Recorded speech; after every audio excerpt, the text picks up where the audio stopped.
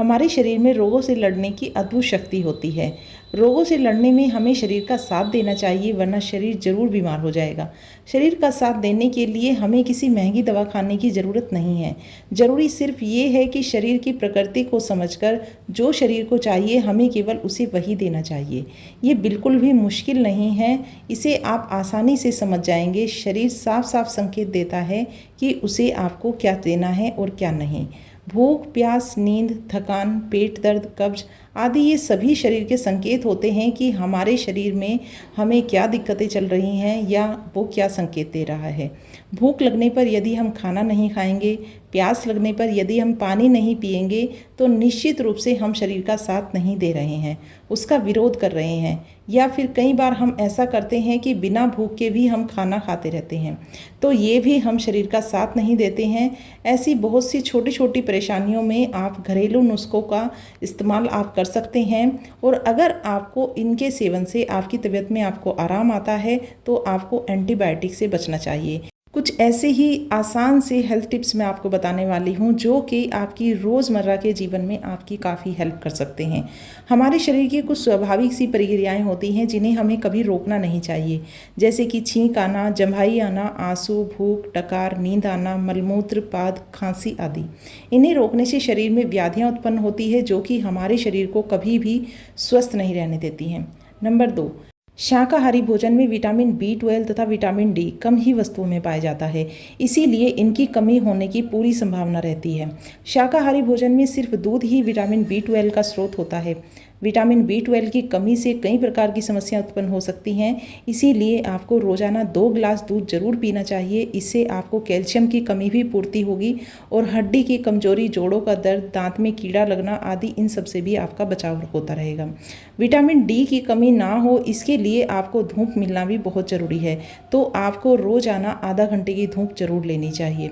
Number 3, सुबह आधा घंटा पैदल जरूर चलना चाहिए। इसके बहुत सारे फायदे होते हैं, जैसे कि कब्ज, बवासीर आदि की परेशानियां नहीं होगी, भूख अच्छी लगेगी, खाना अच्छे से पचेगा, ब्लड प्रेशर नियमित रहेगा, डायबिटीज़ दूर होगी, वजन भी आपका सही रहेगा, फेफड़े और दिल भी आपके मजबूत रहेंगे। नंबर 4, खाने में सलाद, हरी सब्जियां, फल, सूखे मेवे जैसे कि काजू, बादाम, अखरोट आदि का सेवन आपको रोजाना करना चाहिए। दूध, दही, छाछ आदि का सेवन भी आप जरूर करें। दिन भर में 2 से 3 लीटर यानी कि 8 से 10 गिलास पानी आपको जरूर पीना चाहिए। गर्मी के मौसम में कच्ची कैरी का आम पन्ना जरूर पीना चाहिए। जलजीरा, छाछ, इमली का पन्ना इत्यादि भी लेने चाहिए ताकि लू लगने से आपका बचाव होता रहे। नंबर 5, तली हुई चीज़ें हमें नहीं खानी चाहिए। मैदा और तली हुई खाद्य सामग्री बहुत देर से पचती है, जिससे गैस और एसिडिटी होती है। बाजार की तली हुई चीज़ें बहुत ज़्यादा नुकसानदायक होती है, क्योंकि तलने का तेल जो है वो बहुत ज़्यादा काम में लिया हुआ होता है, जिसके कारण आप बीमार पड़ सकते हैं।